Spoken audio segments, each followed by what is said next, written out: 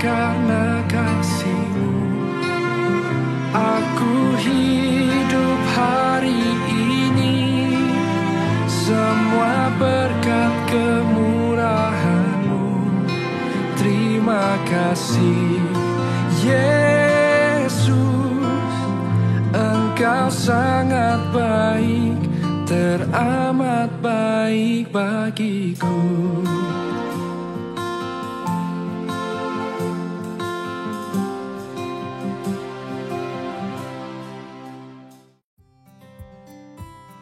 Pandemi COVID-19 mengajarkan gereja untuk beradaptasi, terutama dengan beralih dari ibadah offline ke online.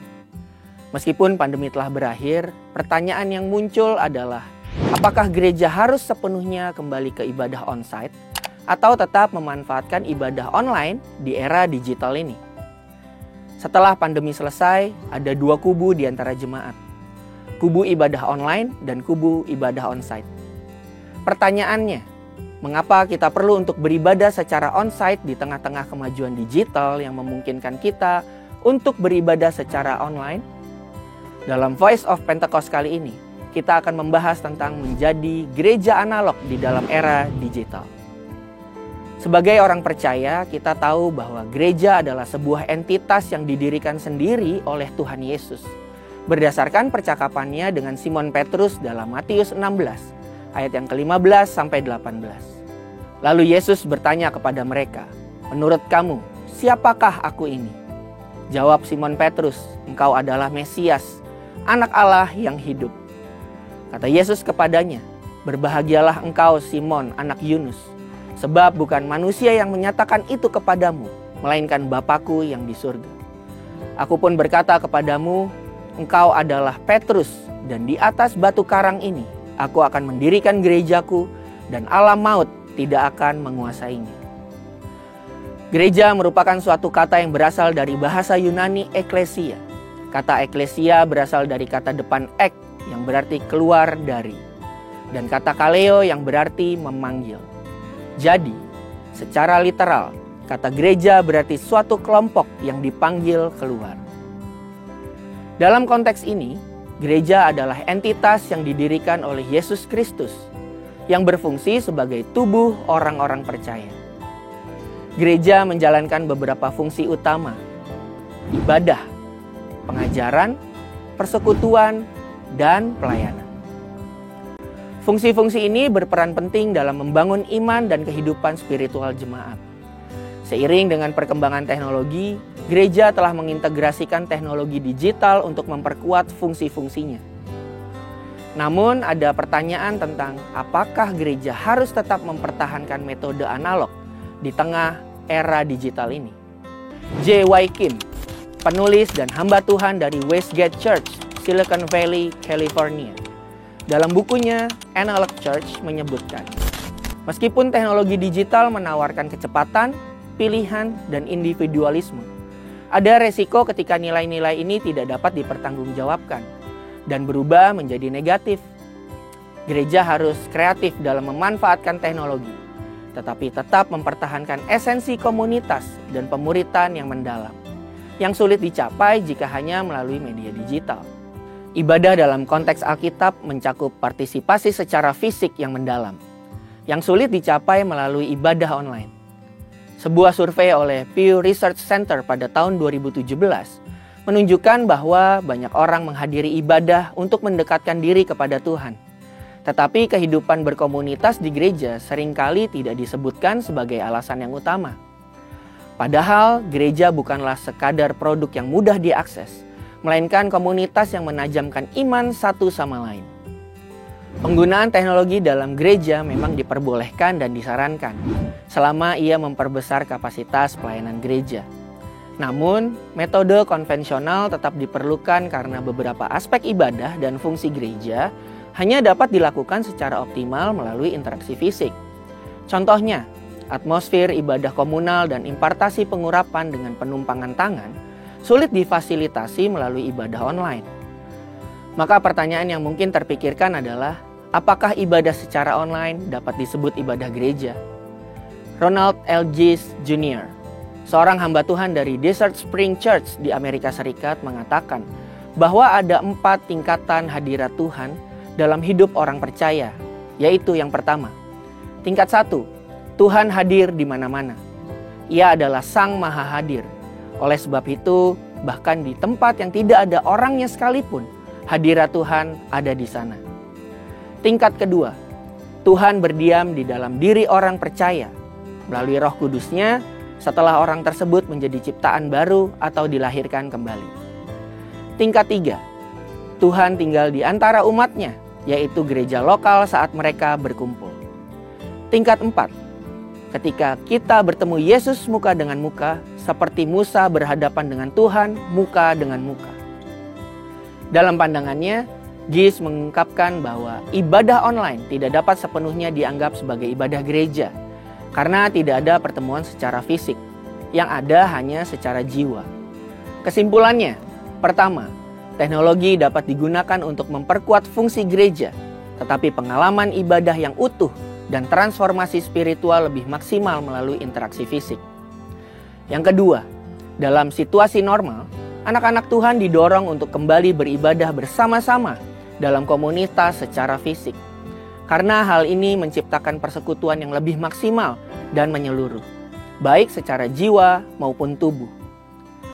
Jadi, mari kita hadir untuk beribadah on-site bersama-sama.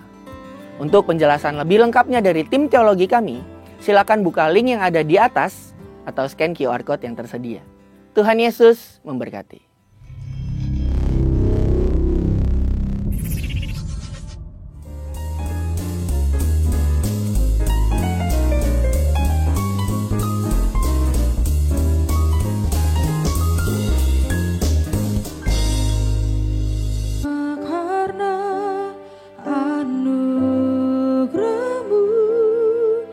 Hari ini ada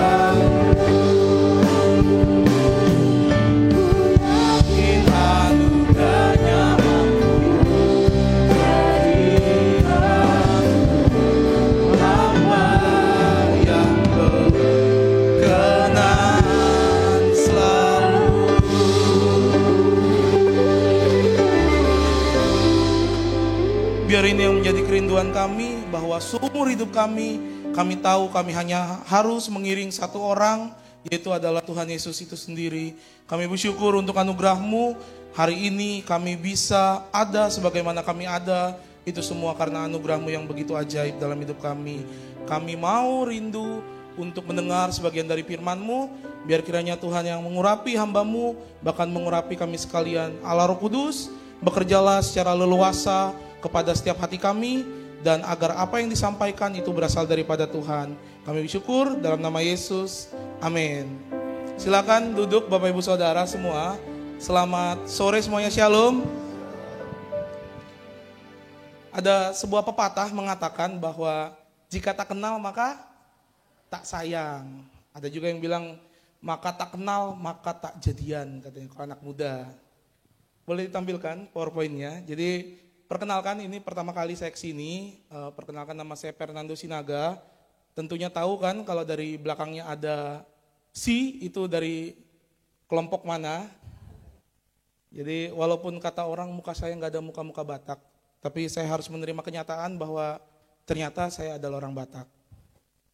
Jadi perkenalkan, nama saya Fernando Sinaga. Kalau mau kepo atau siapa sih itu pendetanya, nah itu boleh cek di sosial media saya. Saya banyak bergerak di sosial media, tentunya di Instagram, dan saya kenal Kak Anto ini dari Jaringan Doa Pemuda. Jadi beliau sering banyak banget kegerakan-kegerakan melalui beliau. Dan saya membantu mengembalakan di sebuah gereja, GB Harapan Baru Bekasi, Bapak Ibu. Jadi nama gembala saya itu Pendeta Andreas Setiawan. Nah ini gerejanya, boleh dilihat. Gerejanya itu yang di tengah-tengah, yang nomor 3 dari sebelah kiri, dari sebelah kanan. Jadi salibnya warna merah, tidak menggambarkan partai apapun. Dan ada 6 gereja di situ. Sejauh ini kami sangat akur, nggak pernah ada tawuran antar gereja, hanya mungkin percekcokan parkiran. Dan saya membantu mengembalakan khususnya pastoral di bagian pemuda dan remaja. Jadi saya youth pastor di gereja tersebut. Ada komunitasnya namanya The Chosen Generation. Jadi ini anak-anaknya muka-mukanya unyu-unyu banget sama kayak leadernya. Dan di kami hari ini, kami ini sedang ada sebuah kegerakan Bapak Ibu. Namanya itu MCD. Ada yang tahu MCD? Tempat makan ya. Tapi di kami MCD itu adalah mari cerita di sini, atau kata lain cool, community of love. Jadi tempat ini di mana orang-orang bisa cerita, bisa sharing, bisa diterima, dan bahkan saya bersyukur bahwa melalui ini banyak jiwa yang dimenangkan. Jadi waktu itu kita bikin acara di Ancol, Bapak Ibu. Bayangkan saya khotbah, banyak orang-orang di belakang sana ngeliatin aja. Saya pakai mic dengan tegas, saya bilang, semua orang jatuh dalam dosa, tapi ada Yesus yang mengampuni. Satu Ancol ngeliatin saya. Bodoh amat, saya bilang, saya mau beritakan Injil pada saat itu. Oke, mungkin itu aja perkenalan dari saya, biar kiranya melalui perkenalan ini bukan jadi perkenalan yang terakhir, tapi akan jadi perkenalan selanjutnya. Hari ini saya mau sharing tentang sebuah kebenaran dalam kehidupan kekristenan. Tentunya setiap kita perlu berjaga-jaga. Jadi dalam kehidupan ini tentunya setiap kita perlu berjaga-jaga. Hari-hari ini banyak sekali hal yang membuat kita bisa tersesat atau bahkan bisa kehilangan iman kita. Tanpa sadar hari ini banyak sekali dari kita mulai diombang-ambingkan oleh berbagai hal. Oleh pengajaran-pengajaran sesat. Bahkan hari-hari ini ada sebuah pengajaran yang bilang Kristen, ada yang tahu anak-anak muda? Posesif ya? Kristen progresif. Itu akar dari universalisme. Semua yang berbuat baik pasti masuk surga. Banyak sekali hal-hal yang mengerikan hari ini. Sehingga hari ini setiap kita perlu menjaga iman kita. Karena jangan sampai hari ini kita hidup sudah berpuluh tahun, belasan tahun, bahkan sudah lansia, kita masih bingung sama iman kita. Bahkan hidup kita tidak bisa dijaga-jaga. Karena Alkitab catat bahwa setiap kita perlu menjaga hidup kita. Tugas menjaga hidup itu tugas kita. Bukan tugas orang lain, bukan tugas gembala, bukan tugas pendeta. Tugas menjaga hidup kita itu tugas kita sendiri. Makanya hari ini setiap kita perlu memahami bahwa setiap kita perlu menjaga hidup kita. Katakan amin. Kita akan sama-sama buka kebenaran firman Tuhan di dalam surat 1 Tesalonika pasal yang kelima, ayat 4 sampai ayat yang ke-8. Jadi boleh dibuka Alkitabnya, di Alkitabnya. Jadi silakan dibuka, dan saya yakin kalau kita baca secara bersama-sama, pendengaran kita mendengar tentang firman, pasti kita akan diberkati. Jadi kalau belum ketemu atau belum install Alkitab, boleh lihat ke depan aja, nggak apa-apa. Jadi kita akan baca secara bergantian. Ayat keempat laki-laki. Halo laki-laki.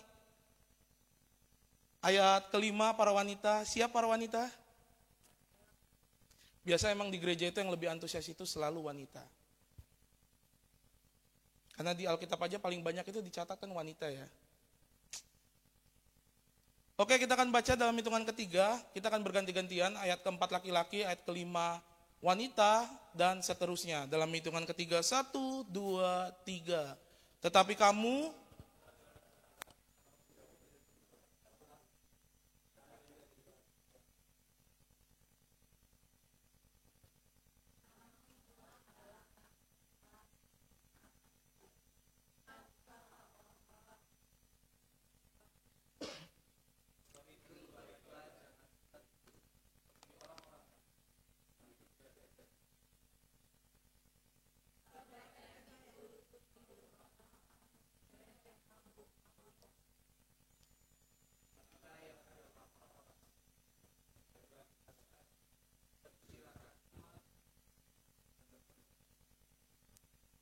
amin. Jadi kalau kita lihat di sini ada satu kata yang perlu kita dalami, yaitu adalah tentang berjaga-jaga. Jadi jelas bahwa setiap kita, sebab itu baiklah janganlah kita tidur seperti orang-orang lain, tetapi berjaga-jagalah dan sadar. Jadi hari-hari ini orang seringkali kenapa susah untuk mengerti imannya. Hari ini banyak sekali orang yang mudah terombang-ambingkan, karena hari ini banyak orang yang kurang sadar akan imannya. Hari ini banyak orang yang tidak menjaga imannya dengan baik, sehingga ketika mereka mulai mendengar pengajaran yang sesat, mereka mulai mempertanyakan tentang imannya kepada Tuhan. Dan kayak gini, kedewasaan itu tidak ditentukan oleh umur kita Bapak Ibu. Kedewasaan ditentukan dari pengenalan kita akan Tuhan.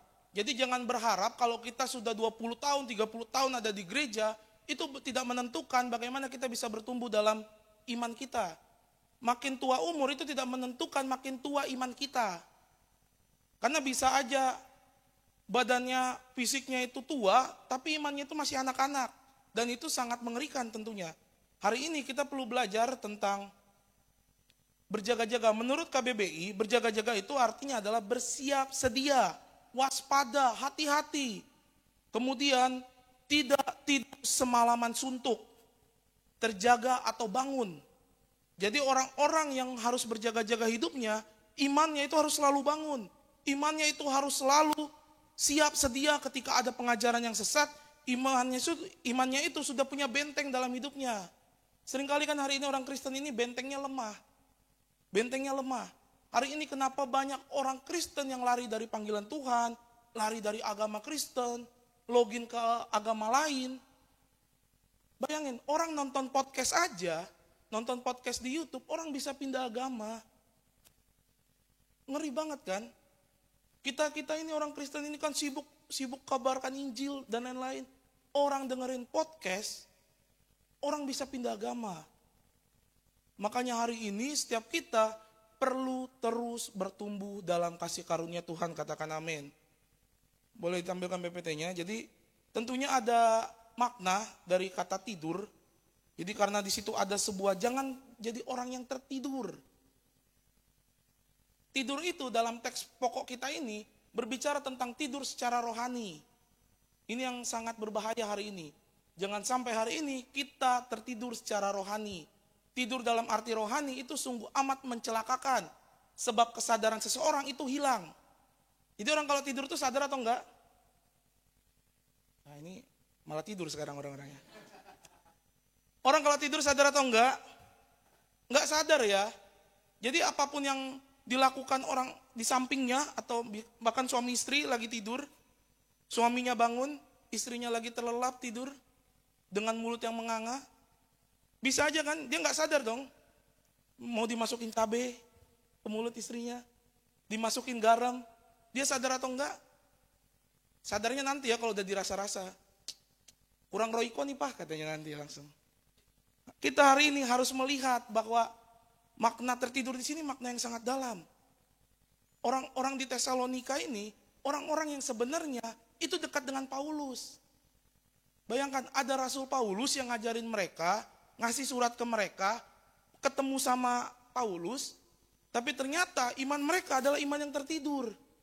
Mereka tuh ngerasa bahwa kayaknya iman saya cukup segini deh. Dan kayak gini, kalau iman kita hari ini sudah bilang bahwa ya udahlah yang penting gitu aja. Orang yang ngomong gitu aja berarti imannya sedang tidak bertumbuh.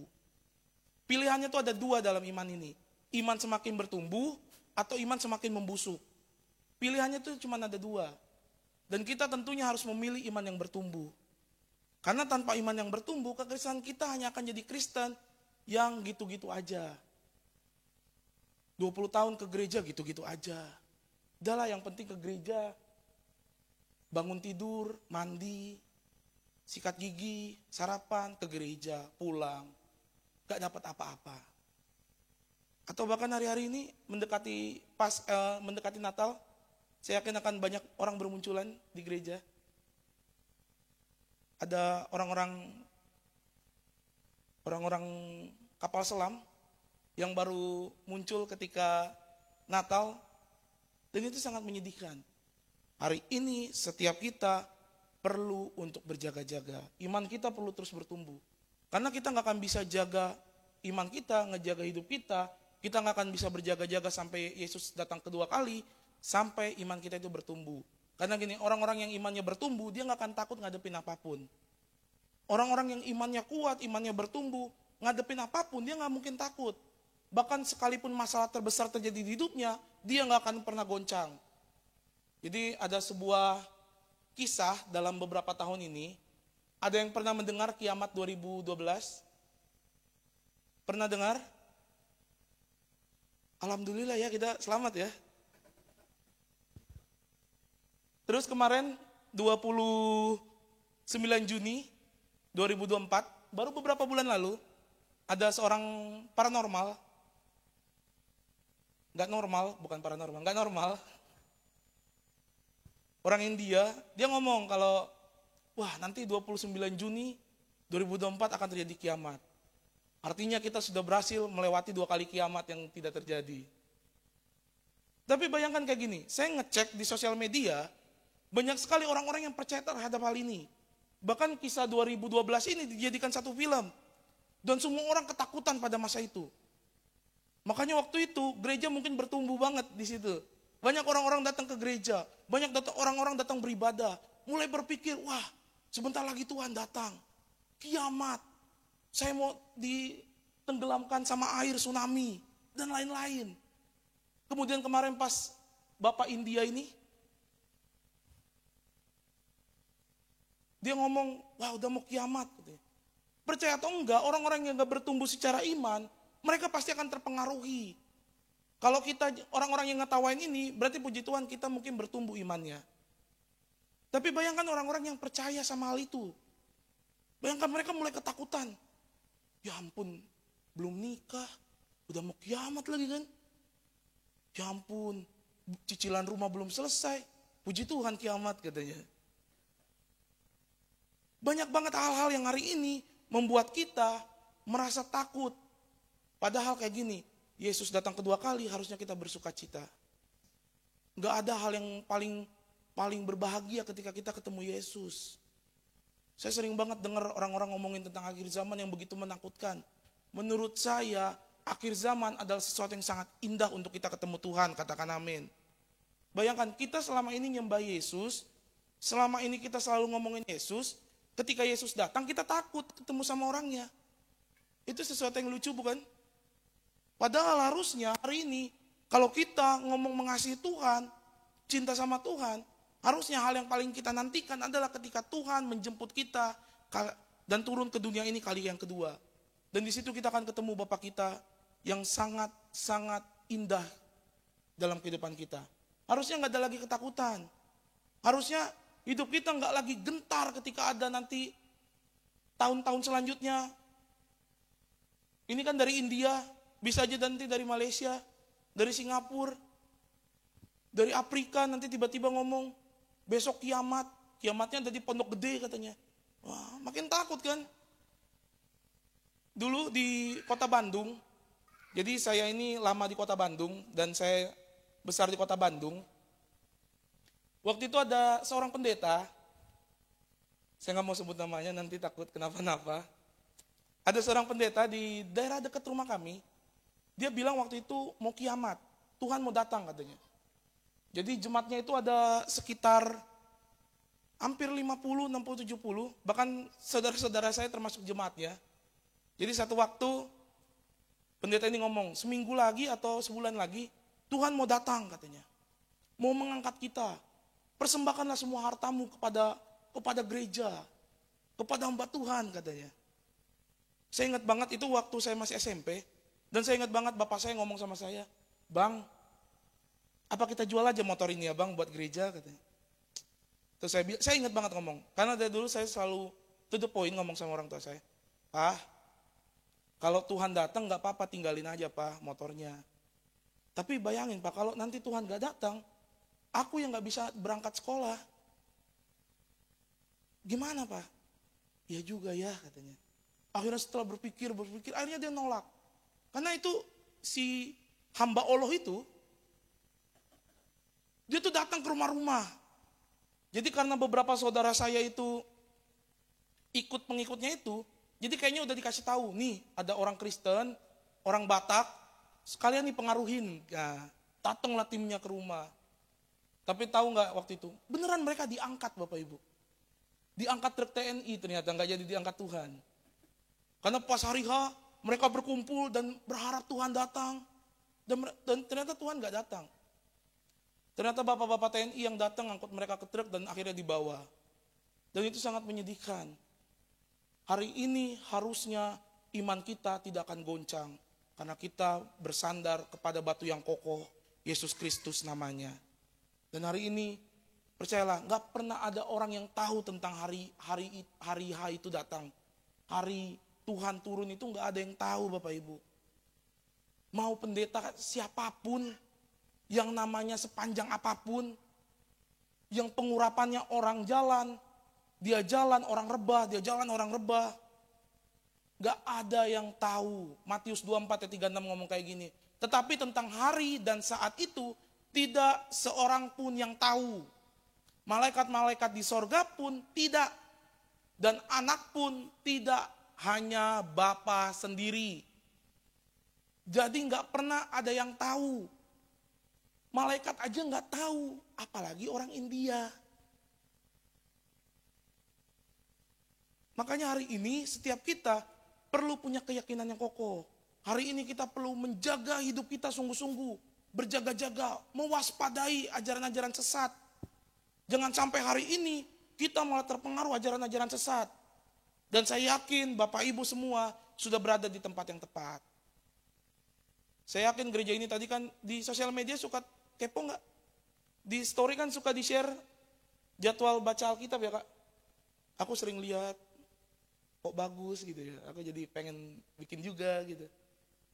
Harusnya kita bersyukur, kita berada di tempat yang tepat. Dan harusnya hari ini kita harus semakin terus bertumbuh di sini. Saya yakin tadi di pengumuman itu banyak banget kul-kul yang ada. Dan harusnya kita tertanam di kul-kul itu. Di gereja, Bapak Ibu hanya bisa dengar satu arah. Tapi di komunitas-komunitas, Bapak Ibu bisa bertumbuh lebih pesat lagi. Bertumbuh semakin serupa dengan Kristus. Dan saya yakin kalau orang-orang yang ikut kul, ikut komunitas-komunitas rohani, gak mungkin dia mengambangkan oleh pengajaran. Karena ada saudara-saudara seiman yang selalu mendoakan mereka. Persoalannya kan hari ini kita kul males, ibadah males, berdoa males, tapi pengen sangat diberkati. Ada yang kayak gitu? Doa males, baca Alkitab males, ibadah males, ke gereja males, hidup males. Harusnya kita hari ini sungguh excited ketika kita ketemu Tuhan. Makanya ada pertanyaannya yang harus kita renungkan hari ini. Apa yang harus dilakukan menjelang kedatangan Tuhan? Jadi dalam hidup berjaga-jaga, dan hari ini saya gak mau nakut-nakutin kayak pendeta lain yang bicara tentang akhir zaman. Tapi saya mau mau sharing tentang dari perspektif lain, bahwa apa yang harus dilakukan menjelang kedatangan Tuhan. Jadi tentunya dalam berjaga-jaga tadi, kita perlu mempersiapkan diri kita. Kita perlu mempersiapkan hidup kita. Karena tanpa mempersiapkan hidup kita, tubuh kita, bahkan seluruh hidup kita hanya akan jadi pribadi yang nunggu tanpa kepastian. Nah itu kayak anak-anak muda yang jomblo di sini tuh. Menunggu tanpa kepastian. Ada yang jomblo di sini? Dari senyumannya kayaknya udah jomblo akut ini kayaknya dari ini ya. Yang pertama yang mau saya sharingkan, bahwa setiap kita tidak hidup dalam kegelapan. Tentunya orang-orang yang mempersiapkan kedatangan Tuhan kedua kali, harusnya dia tidak lagi hidup dalam kegelapan, tidak lagi hidup dalam dosa, tidak lagi hidup dalam hal-hal yang buruk yang tidak menyukakan hati Tuhan. Bahkan di ayat keempat tadi, tetapi kamu saudara-saudara, kamu tidak hidup di dalam kegelapan, sehingga hari itu tiba-tiba mendatangi kamu seperti pencuri. Jadi tentunya kedatangan Tuhan kedua kali itu gak pernah ada yang bisa prediksi, gak pernah ada yang tahu. Makanya hari ini hidup kita harus terus dijaga kekudusannya, menjaga kebenaran dalam hidupnya, dan tidak mudah terombang-ambingkan. Karena jangan sampai hari ini kita jadi pribadi yang kokoh, tapi ketika nanti di luar gereja kita jadi pribadi yang lemah, letoy, lesu.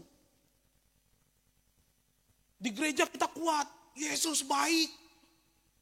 Di luar sana, tahu deh Yesus baik gak ya? Mulai mempertanyakan imannya. Padahal hari ini kita tidak lagi harus goyah atau ragu. Karena hari ini semua orang yang percaya, semua orang yang mengiring Yesus, tidak ada lagi orang yang hidup dalam kegelapan. Katakan amin. Bapak Ibu semua, saudara semua yang ada di sini, hidupnya adalah terang.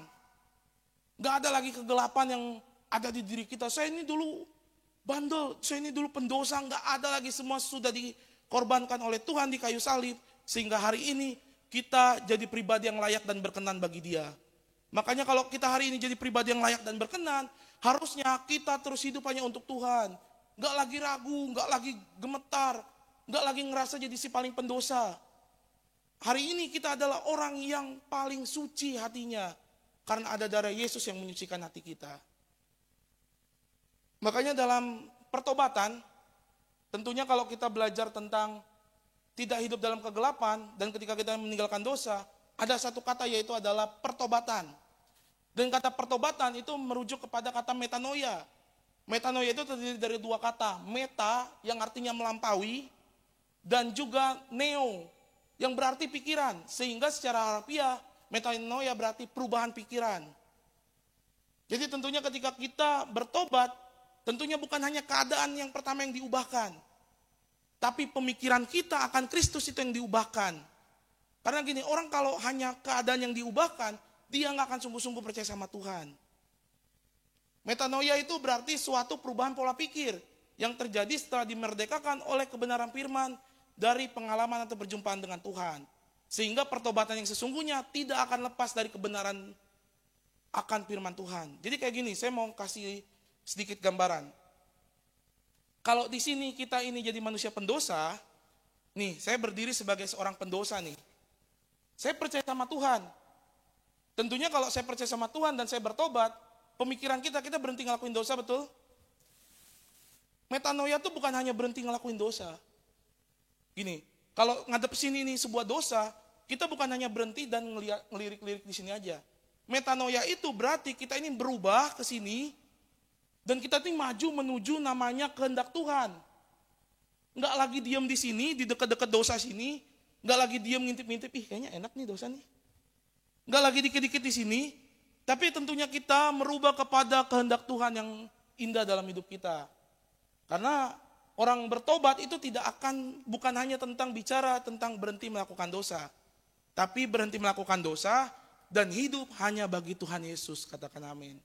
Makanya hari ini kalau kita ngakunya sudah bertobat ya Bapak Ibu ya.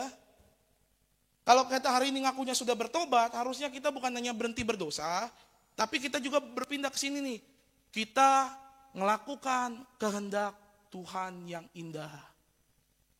Kalau kita hanya berhenti ngelakuin dosa di sini, kayak pemahaman-pemahaman orang yang sesat, orang-orang sesat itu, udahlah gue gak ngelakuin dosa kok. Tapi kan akar hati kita itu ada dosa. John Calvin pernah ngomong kayak gini, hati manusia itu pabrik dosa. Makanya jangan sampai kita hari ini hanya sekedar berhenti ngelakuin dosa dan memulai dosa yang baru yang lainnya yang ada di sini. Karena gini, orang yang tidak metanoia, tidak bertobat, tidak berbalik kepada Kristus, dia sangat berpeluang untuk terus jatuh dalam dosa. Dosa ini bisa di stop, tapi ada dosa-dosa yang lain yang mengintip. Makanya jangan coba-coba sama namanya dosa. Boleh next PPT-nya?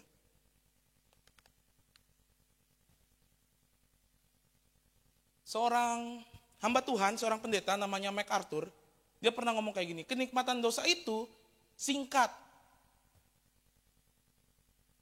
Kenikmatan dosa itu singkat, sementara kesedihan yang ditimbulkannya itu berlangsung lama. Tetapi duka cita pertobatan itu singkat. Sedangkan sukacita yang dihasilkannya itu berlangsung lama. Jadi kayak gini, kalau kita hari ini meninggalkan dosa, ada namanya kenyamanan yang diusik dalam hidup kita. Betul? Kalau kita hari ini meninggalkan dosa, ada kenyamanan-kenyamanan yang mungkin terasa kayak, kayaknya gak enak deh. Contoh. Apa ya dosa-dosa yang biasa orang Kristen lakukan? Gibah, tahu gibah Bapak Ibu? Tahu gosip, ngegosip itu dosa ya Bapak Ibu, jangan salah loh. Misalkan gini, dulunya Denny suka ngegosip. Nah, orang kalau ngegosip, itu tuh pasti sukacitanya di awal. Seneng banget nih, tuh si itu tuh datang ke gereja, naik mobil baru. Wah gak tahu tuh uangnya dari mana. Sering banget kan ada orang-orang kayak gitu. Dan orang-orang kayak gitu sering muncul di gereja, betul? Ini kalau sampai betul ini bahaya nih Kak. Bayangkan orang-orang penggosip sukacitanya mungkin di awal. Tapi duka citanya yang dihasilkan itu pasti lama. Menyakiti hati orang, orangnya tersinggung, pindah gereja orangnya. Kita dihakimi orang gara-gara dia pindah gereja. Pasti ada hal-hal buruk yang kita terima. Tapi kalau kita di sini bertobat, di titik ini kita bertobat, mungkin akan mengusik hati kita. Gak enak nih gak ngomongin orang. Kalau orang kalau suka ngomongin orang, pas dia berhenti ngomongin orang, mulutnya tuh gatel. Langsung digaruk-garuk tuh gatel tuh. Mulutnya tuh gatel kayak greget gitu. Tapi saya yakin dia bisa nahan itu. Dan pas dia nahan, mungkin dia nggak nyaman di situ. Tapi di saat dia nggak nyaman itu, pasti ada sukacita yang panjang. Orang-orang akan ngelihat dia, si ini tadinya suka ngomongin orang, kok sekarang jadi suka ngomonginnya Yesus ya, katanya. Katakan asik. Makanya hari ini setiap kita perlu untuk berubah. Orang kalau mau hidupnya berjaga-jaga tuh jangan hidupnya gitu-gitu aja. Iblis tuh kreatif. Iblis tuh saya mau bilang kreatif walaupun caranya gitu-gitu doang. Iblis tuh kreatif walaupun caranya diputer-puter doang di situ. Dan gini, yang dibutuhkan itu bukan hanya bertobat lebih sering, tapi bertobat lebih dalam. Orang banyak banget hari ini cuma bertobat lebih sering. Sering banget bertobat, sering banget ngakui kesalahan. Sering banget menyesal di hatinya. Tapi dia gak bertobat lebih dalam. Pertobatan terbaik itu bukan bicara tentang bagaimana hari ini kita ini menyesal akan dosa itu. Bertobat terbaik itu adalah perubahan hidup Bapak Ibu. Karena tanpa perubahan hidup, tanpa ada orang bisa melihat perubahan itu, kita sebenarnya sedang tidak bertobat. Kita hanya sekedar menyesal. Orang menyesal itu bisa balik lagi jatuh ke situ. Makanya bukan bertobat lebih sering yang kita butuhkan, tapi bertobat lebih dalam. Yang kedua yang mau saya sharingkan, dalam hidup yang berjaga-jaga, setelah tadi kita tidak lagi hidup dalam gelap karena ada Kristus yang hadir di hidup kita, tentunya hari ini kalau kita mau hidup berjaga-jaga, setiap kita juga perlu namanya menjaga hati kita. Karena di Amsal dikatakan bahwa jagalah hatimu dengan segala kewaspadaan karena dari situlah terpancar kehidupan. Tugas jaga hati itu tugas siapa? Tugas diri sendiri. Suami itu jaga hatinya itu tugas suami sendiri. Istri itu kalau mau jaga hati itu tugas dia sendiri, bukan tugas pasangannya. Hari ini kenapa banyak orang yang sering berantem, sering ribut dalam keluarga, cekcok, adu bacok. Ada di sini? Kenapa kayak gitu? Karena mereka nggak bisa jaga hati mereka. Hati mereka hanya dipenuhi dengan kebencian, tidak bisa menjaga hati dengan sungguh-sungguh, dan merasa bahwa hati mereka itu harus orang lain yang jaga. Makanya kayak gini, kenapa banyak orang baperan? Karena mereka berharap orang lain yang jaga hatinya. Saya pernah ketemu orang baperan banget. Jadi satu waktu saya tuh cuma bercanda waktu itu. Ibu-ibu. Bu, saya kan basa-basi ya. Ih, glowing ya sekarang. Saya gituin. Emang wajahnya tuh kayak sinar kemuliaan Tuhan tuh nyata gitu. Jadi saya iseng nyapa waktu itu. Karena kami ini kan tim pastoral ini harus nyapa orang ya. Jadi orang-orang itu tiba-tiba dia dengan emosi, dengan marah, ngamuk, bayangin di gereja. Apa maksudnya glowing? Emang selama ini saya nggak glowing katanya. Wah, saya langsung zlep gitu. Terus saya bilang, Bu, nggak tahu kenapa ya Bu. Pas saya ngeliat ibu sekarang tuh sinar kemuliaan sorga tuh turun loh Bu. Emang dulu neraka kata dia. Wah, saya makin panik. Ya udah Bu, pokoknya ibu cantik banget sekarang. Emang dulu jelek katanya. Saya langsung rubah. Wah, ibu dari hari ke hari makin mirip sama malaikat di sorga. Saya nggak mau jadi malaikat, saya mau jadi bidadari kata dia. Terus aja, akhirnya saya minta maaf sama ibu itu. Dan waktu itu ibu itu dicerita ke semua orang. Tuh, pendeta hamba Tuhan tuh. Masa dia ngejek-ngejek saya. Glowing, dia aja hitam katanya. Saya tahu gara-gara ada ibu-ibu lain yang ngegibah, itu cerita ke saya. Jadi saya pura-pura excited aja, iya bu, iya bu. Hati saya itu sakit Bu, saya manusia juga loh. Bayangkan. Tapi hari itu saya mengambil keputusan untuk saya datangi beliau. Bu, mau berantem aja kita Bu. Saya langsung bilang, Bu, berhubung ini masalah kayaknya makin besar, saya takut ini jadi perpecahan antar gereja Bu di sini, saya bilang. Gimana kalau kita damai Bu, saya yang salah waktu itu. Ya, gimana ya? Kamu sih songong sih ngomongnya gitu. Bu, biar ibu tenang, seumur hidup saya nggak akan nyapa ibu lagi gimana. Wah kan sombong kan pendetanya katanya. Wah, tapi saya langsung, oke Bu, saya minta maaf, saya berharap ibu nggak ngomong aneh-aneh lagi ke orang. Benar nggak ngomong apa-apa lagi, karena dia pindah gereja akhirnya. Tapi sadar atau enggak Bapak Ibu, hari ini bermunculan orang-orang yang baperan. Orang-orang yang seakan-akan kita ini harus jadi penjaga hatinya dia. Padahal tugas jaga hati itu tugas siapa? Diri sendiri. Ini bukan alasan saya bisa bully orang ya tadi. Jadi, wah kan tugas jaga hati tugas elu. Gue terserah dong ngomong apa aja sama lu. Enggak. Tugas jaga hati itu emang tugas sendiri. Tapi kita juga bisa berperan aktif untuk jaga perasaan orang. Biar gak sakit hati sama kita. Semenjak itu saya gak pernah mau nyapa jemaat aneh-aneh. Trauma saya beneran. Saya semenjak itu cuman kayak, Shalom Bu. Puji Tuhan datang ke gereja. Shalom Bu. Karena semua ibu-ibu yang bermasalah biasanya. Kalau bapak-bapak kan, wih Pak makin ganteng. Kalau cowok kan seneng ya digituin ya. Oh iya, saya baru ini cukur nih. Rambut saya udah keren banget. Kalau cowok tuh pasti nyambung kalau dipuji. Kalau cewek itu bisa sensitif. Bu putihan, emang saya hitam. Bu kurusan. Ibu kurusan ya sekarang. Emang saya susah makan sampai kurusan sekarang katanya. Banyak banget hal-hal yang mungkin bisa menyakiti hati mereka. Tugas jaga hati itu tugas kita. Tapi tugas jaga hidup kita itu untuk menjadi berkat itu tugas kita. Jangan sampai hari ini melalui mulut kita menghancurkan hati orang juga. Next. Seorang teolog namanya John Piper pernah berbicara seperti ini. Anda harus menjaga dan memelihara kepercayaan Anda kepada Tuhan ketika Anda tidak berada dalam krisis. Jika kita menunggu sampai krisis melanda, kita tidak akan memiliki sumber daya atau kedalaman yang diperlukan untuk mempertahankan iman dengan baik. Hari ini setiap kita, ketika kita menjaga hidup kita perlu menyadari bahwa ternyata kita juga perlu menjaga dan memelihara kepercayaan kita kepada Tuhan.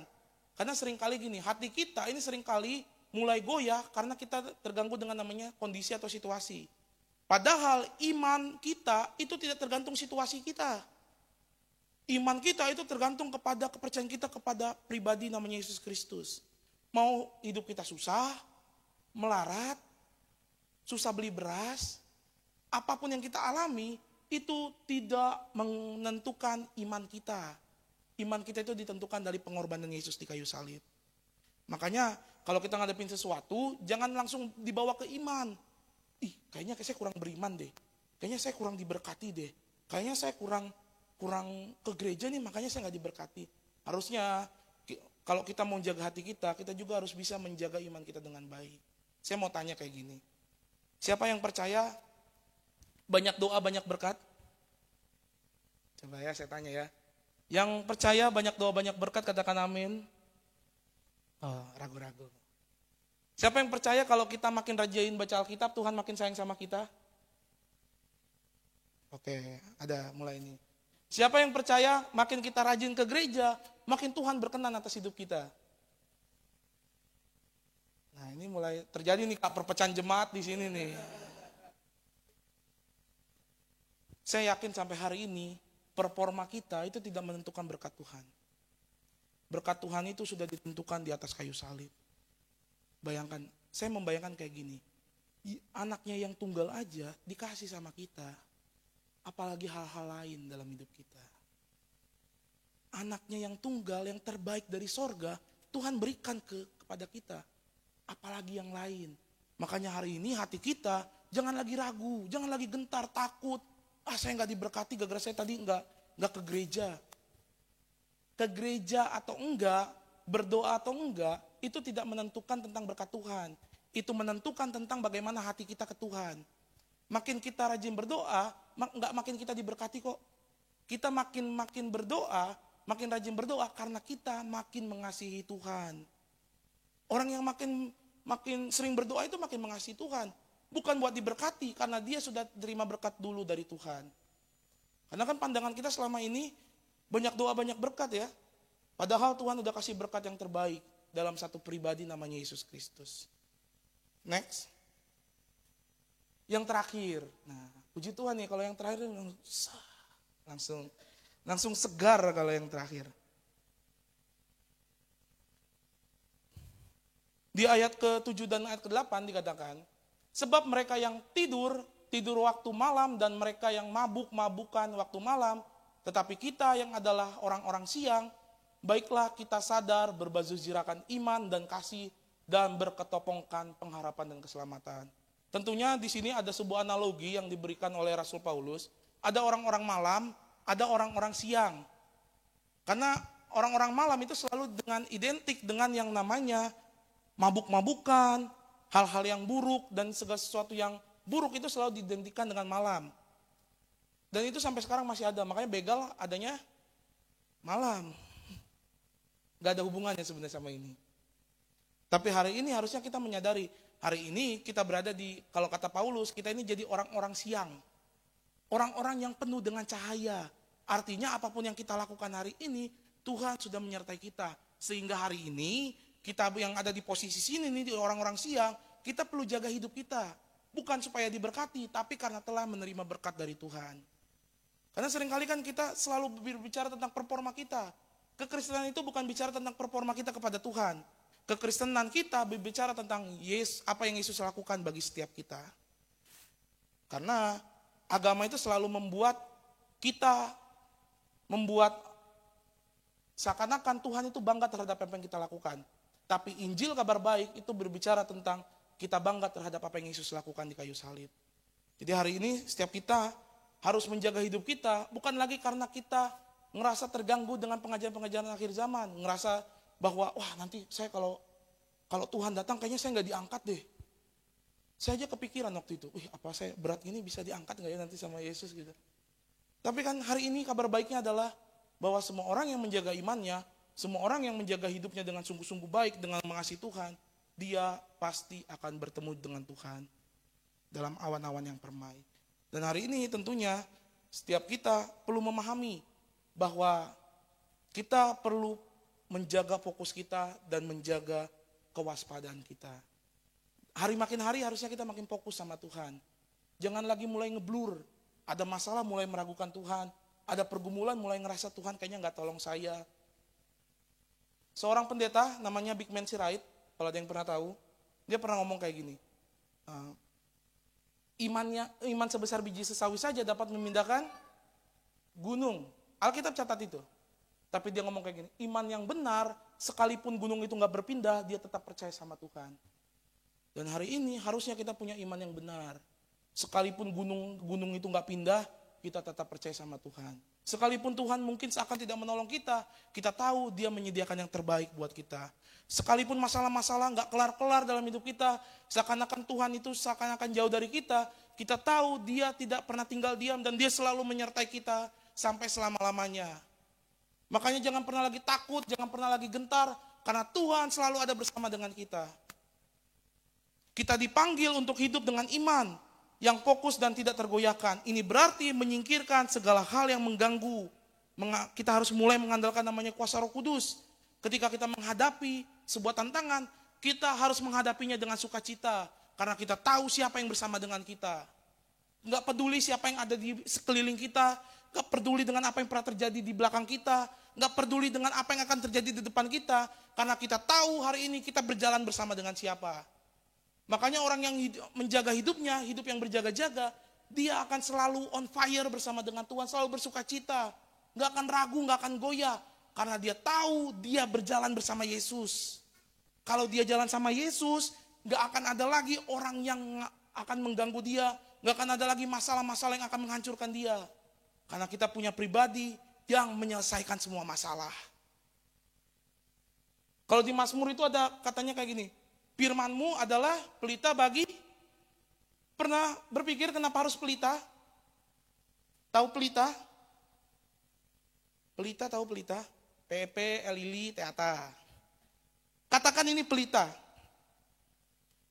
Aqua sebenarnya, ini pura-pura aja. Ini sekolah minggu selalu berhasil ini. Kalau pelita dinyalain, yang terang sebelah mana? Sebelah sini aja ya, yang bisa kita lihat. Yang lain bisa kita lihat. Burem-burem atau bahkan gak bisa kita lihat ya. Kenapa harus dibilang firman-Mu adalah pelita bagi kakiku? Kenapa gak dibilang firman-Mu adalah lampu sorot bagiku? Menariknya adalah gini, Tuhan Yesus itu suka sama namanya proses. Dia mau nuntun kita dari sini nih, selangkah demi selangkah. Karena kalau kita dikasih tahu langsung semua endingnya kita bisa jadi nggak percaya sama dia. Kita nggak mungkin berpengharapan lagi sama dia, nggak bisa fokus lagi sama dia. Karena kita udah tahu di depan pasti ada hal yang baik yang Tuhan sediakan. Makanya Mazmur bilang, firman-Mu adalah pelita bagi kakiku. Selangkah demi selangkah, ketika kita berjalan, kita bakal bisa menghadapi apapun. Mungkin hanya hal-hal kecil yang bisa kita hadapin. Mungkin hanya hal-hal remeh yang ada di sekitar kita. Tapi kita tahu siapa pelita itu yang ada bersama dengan kita. Dan dia tidak akan pernah redup, dia tidak akan pernah padam, dan dia selalu ada bersama dengan engkau. Slide terakhir. Ada dua statement dari seorang teolog favorit saya. Jadi bapak ini nih udah meninggal. Seorang teolog namanya Timothy Keller. Ada dua quotes yang ingin saya sampaikan di sini. Yang pertama itu keselamatan Tuhan itu tidak datang sebagai respon terhadap kehidupan yang diubahkan. Kehidupan yang diubahkan terjadi sebagai respon terhadap keselamatan yang ditawarkan sebagai anugerah yang cuma-cuma. Hari ini setiap kita yang mengakunya orang Kristen, yang percaya sama Yesus, yang di kalung kita, di HP kita, mungkin ada wallpaper salib, anugerah itu diberikan secara cuma-cuma. Tapi menjaga itu ada harga yang mahal yang harus dibayar. Kalau kita hari ini mulai merasa bahwa keselamatan Tuhan itu udahlah kan cuma-cuma. Berarti artinya kita sedang menganggap Yesus itu murahan. Dalam hidup ini jangan jual murah Pak, Bu. Yesus itu melakukan pengorbanan di kayu salib, itu ada harga yang mahal yang harus dibayar. Makanya hari ini jangan jual murah. Yesus itu mahal banget pengorbanannya. Gini, kasih karunia Tuhan tidak datang kepada orang yang secara moral lebih unggul dari orang lain. Namun kepada mereka yang mengakui kegagalan mereka dalam melakukan hal yang seharusnya dan mengakui kebutuhan mereka akan juru selamat. Hari ini kita perlu memahami bahwa bukan lagi kasih karunia itu bukan bicara performa kita terhadap Tuhan. Karena itu adalah bicara tentang perjanjian lama. Performa kita terhadap Tuhan. Tapi semenjak ada salib, itu bicara tentang bagaimana performa Tuhan terhadap kita. Apa yang Tuhan lakukan dalam hidup kita. Bukan lagi tentang apa yang kita lakukan bagi Tuhan. Apa yang kita lakukan bagi Tuhan, itu adalah respon cinta kita terhadap Tuhan. Dan hari ini, setiap kita perlu menjaga hidup kita. Hiduplah berjaga-jaga. Hiduplah mewaspadai berbagai hal. Karena kita sedang menanti kedatangan seorang pribadi yang selama ini kita sembah, yang selama ini kita doakan. Dan saya yakin ketika kita ketemu dia, kalau nanti saya dipanggil Tuhan, atau Tuhan datang kedua kalinya, saya ketemu dia, saya mau langsung peluk dia. Dan saya mau ngomong sama dia, kau adalah pribadi yang selama ini ku nanti. Kau adalah pribadi yang selama ini ku doa-doakan. Kau adalah pribadi yang selama ini ku sembah dalam setiap hari-hariku. Dan ketika kita ketemu situ, tidak ada lagi perasaan lain selain perasaan cinta yang begitu dalam sama Tuhan. Makanya hari ini jaga hidupmu bukan lagi supaya kita nggak takut sama nama akhir zaman. Pak, Bu, nggak usah takut sama akhir zaman. Kalaupun Tuhan datang kedua kali, hari ini nih setelah nanti doa berkat, it's okay. Karena kita akan ketemu Bapa kita yang di sorga. Jadi jangan takut, tapi jangan juga hidup sembarangan. Karena kita perlu menjaga hidup kita, agar ketika kita ketemu sama Tuhan, kita dalam keadaan bersih. Kalau kita mau ketemu orang harus dalam keadaan bersih, betul? Pakai parfum dulu, mandi dulu. Kalau bisa semua disikat kan. Wah, saya kurang bersih nih. Pakai sikat WC, badannya dibersihin biar kinclong. Ketemu orang aja bisa mempersiapkan sebaik itu. Kenapa hari ini mau ketemu Yesus kita nggak persiapkan yang terbaik? Makanya hari ini persiapkan hidup kita bukan karena kita takut sama akhir zaman, tapi karena kita mengasihi Tuhan Yesus. Amin untuk firman Tuhan. Saya undang pemusik dan WL. Mari kita responi setiap kebenaran.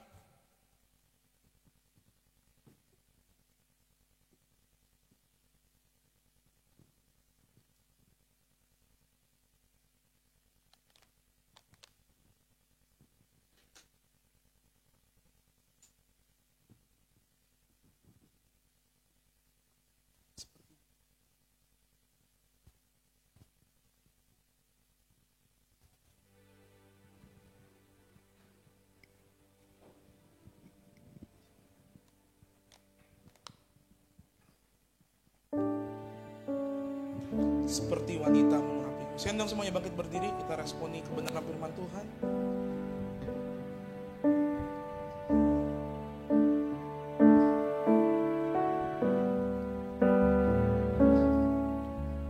Seperti wanita mengurapimu, menangis di bawah kakimu. Demikian hidupku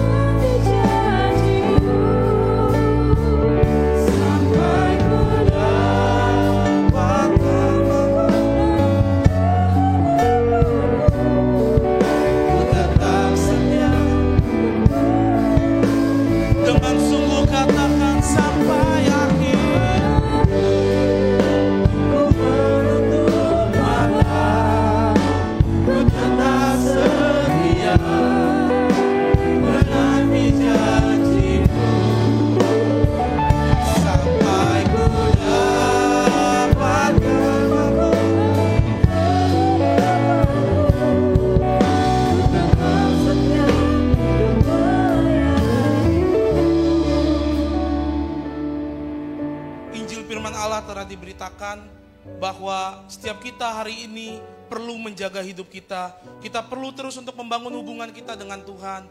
Karena kita sedang menanti seseorang pribadi yang selalu ada bersama dengan kita. Kita sedang menanti Yesus.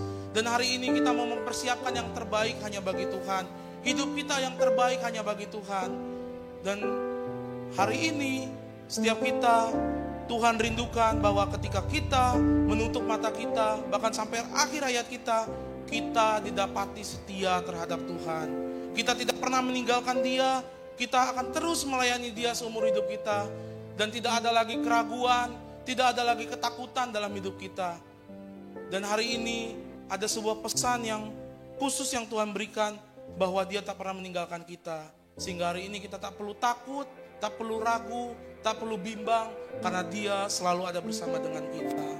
Mari setiap jemaat-jemaat Tuhan yang rindu untuk berjumpa pribadi dengan Tuhan, yang mau menjaga hidupnya, yang mau menyerahkan seluruh hidupnya hanya bagi Tuhan dan berkata, ya Tuhan, aku mau hanya hidup bagi Engkau, aku mau hidup hanya untuk Engkau, dan seluruh hidupku ku serahkan padamu. Mari angkat kedua tanganmu, katakan sampai akhir.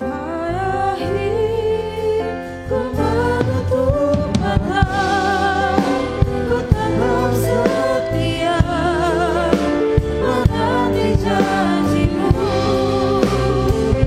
sampai ku dapatkan mahkota kehidupanku. Ku tetap setia untuk melayani. Sekali lagi katakan, sampai akhir. Sampai akhir ku menutup mata, ku tetap setia menanti janji-Mu sampai ku dapatkan, sampai ku dapatkan mahkota kehidupanku. Ku tetap setia untuk melayani, ku tetap setia, ku tetap setia melayani-Mu. Ku tetap setia, ku tetap setia untuk melayani. Ayo berikan tepuk tangan yang terbaik buat Tuhan Yesus Kristus. Yang diberkati boleh katakan amin. Wow. Thank you Bro Nando. Ada 3 hal lagi yang saya mau tekankan. Kita harus terus tidak hidup dalam kegelapan, menjaga hati kita, dan menjaga fokus dan juga waspada. Siap hidup berjaga-jaga Bapak Ibu Saudara? Kasih tahu dong sebelah kanan kirinya, hidup berjaga-jaga di dalam Tuhan. Haleluya. So we're gonna bless you. Ayo teman-teman, Bapak Ibu Saudara, kakak-kakak yang ada, mari kita arahkan tangan kita kepada Brother Nando, the youth pastor yang luar biasa yang Tuhan lagi pakai hari-hari ini. Tuhan, kami ingin memberkati hamba-Mu Tuhan. Kemanapun dia akan melangkah, dia akan terus disertai dengan pengurapan daripada-Mu. Kemanapun dia akan pergi dan menyaksikan kabar baik itu, Tuhan akan terus menjaga dan Tuhan akan terus menyertai. Kemanapun dia akan melangkah, dia akan melihat banyak mujizat yang akan menyertai dia sehingga menjadi berkat bagi banyak orang. Terima kasih ya Bapak, biarlah berkat ini turun atas hamba-Mu ini Tuhan. Kemanapun dia melangkah dan pergi untuk memberitakan kasih dan firman-Mu. Ini doa kami Tuhan, di dalam nama Yesus Kristus. Mari Bapak Ibu Saudara, kita akan tutup ibadah kita bersama-sama. Katakan terima kasih Tuhan. Terima kasih Tuhan untuk kasih setia-Mu yang ku alami dalam hidupku. Terima kasih Yesus untuk kebaikan-Mu sepanjang hidup. Ayo katakan, terima kasih, terima kasih Yesusku buat anugerah yang Kau beri. Sebab hari ini Tuhan adakan syukur bah. Sebab malam ini Tuhan adakan, sebab malam ini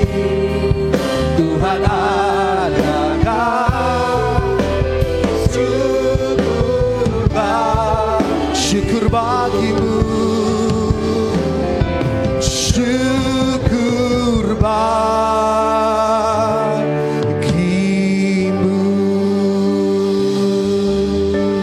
Mari Bapak Ibu Saudara, jemaat yang dikasihi Tuhan, mari arahkan hati dan pikiran kita dan mengangkat kedua tangan kita kepada Tuhan Yesus Kristus. Dan terimalah berkat daripada Allah Bapa. Tuhan memberkati engkau dan melindungi engkau. Tuhan menyinari engkau dengan wajahnya dan memberi engkau kasih karunia. Dan Tuhan menghadapkan wajahnya kepadamu dan serta memberi engkau damai sejahtera. Kiranya berkat, damai sejahtera, penyertaan yang sempurna daripada Tuhan Yesus Kristus dan daripada Allah Roh Kudus menyertai kehidupan kita sepanjang hari ini sampai nanti Tuhan Yesus datang kedua kalinya menjemput kita di awan-awan permai. Dan bahkan sampai selama-lamanya kita akan memerintah bersama dengan Tuhan Yesus Kristus. Yang percaya dan sudah menerima berkat Tuhan, sama-sama boleh kita katakan Amin. amin. Tuhan Yesus memberkati Bapak Ibu Saudara. Selamat hari Minggu. Haleluya, ibadah kita sudah selesai Bapak Ibu Saudara. Silakan bersatu sejenak sebelum meninggalkan ruang ibadah. Selamat hari Minggu, Tuhan Yesus memberkati.